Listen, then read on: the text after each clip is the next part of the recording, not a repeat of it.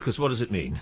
Well, we shouldn't take the military side too seriously, because the Russian military is just a husk of what used to be the real might of the Soviet military, and except for the nuclear missiles, which we're going to see trundling through the square shortly, I think, this is not a threat to the West. It is a big threat to Georgia, though, because just a man in crutches can be very intimidating if you're in a wheelchair, and Georgia's only 5 million people, and they're suffering the most extraordinary propaganda attacks and actually military pressure from Russia, which I think might not be a Cold War, but actually a small hot one. But as I say, your book's called The New Cold War. Yes, and that's because the real threat to the West is not the Russian military, but Russian money. It's banks, if you like, not tanks.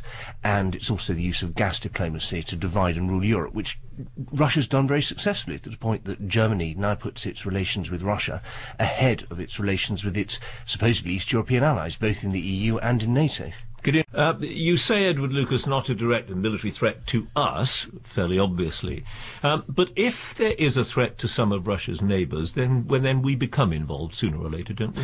Absolutely, and Georgia is really vital. This is a country that really wants to be like us. It wants to be in the EU, it wants to be in NATO, it has a lively, even hysterical opposition, it has a strongly pro-Western president, and it's also absolutely vital for the point of view of oil and gas. This is the only route by which we can get oil and gas out of the Caspian and Central Asia into our part of the world on a route that's not controlled by Russia. So it's absolutely vital, and I'm really worried that the tepid response we've been seeing towards the great threat that Georgia is under is sending exactly the wrong signal to Russia that they can do what they want there, and we're not going to do anything. You're not worried about that, Gideon? Well, I was in Georgia a few weeks ago, and they're worried, and justifiably so. But, you know, I hope I don't come to regret these words, but I don't think you're going to see Russian tanks rolling through Tbilisi. There's been a difficult relationship between Georgia and Russia for some time now. The Russians are ratcheting up the pressure, but I think there's a limit to how far they want to push this, because, again, unlike the Cold War, we aren't two hostile blocs. There are lots of overlapping interests between the West and Russia.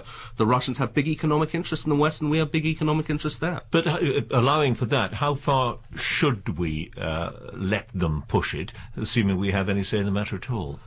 Well, you know, obviously what we can do is limited, but I think the Western response has been pretty strong. You know, you've had the Secretary-General of NATO coming out and making statements. You've had Condoleezza Rice, the Secretary of State, ringing up the Russians, making our concern clear. So I don't think they're in any doubt that this is something we take seriously. Come off it, Gideon. I mean, you know, the NATO response was to say, we are so worried about this, we're going to send NATO ambassadors are going to meet in Georgia by the end of the year. That's for you. What's really going to happen is a small group of European countries, the Baltic states and Sweden, who really care about this. They're sending their foreign ministers to meet in Tbilisi next week, I believe, and that's a sign. But it's also a sign of how divided the rest of Europe is, and that's the advantage. This is something we didn't have during the last Cold War, was that Russia was not really able to play divide and rule with NATO, and it is playing that game with us now. Well, I mean, I think that, again, you know, I don't want to end up defending Russian pressure on Georgia, but You're doing quite a good job of it.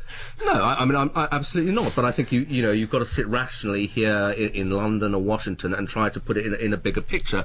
And I don't think that this is part of a generalised threat to the West, however unpleasant their behaviour may be. Gideon Repman, Edward Lucas, thank you both very much.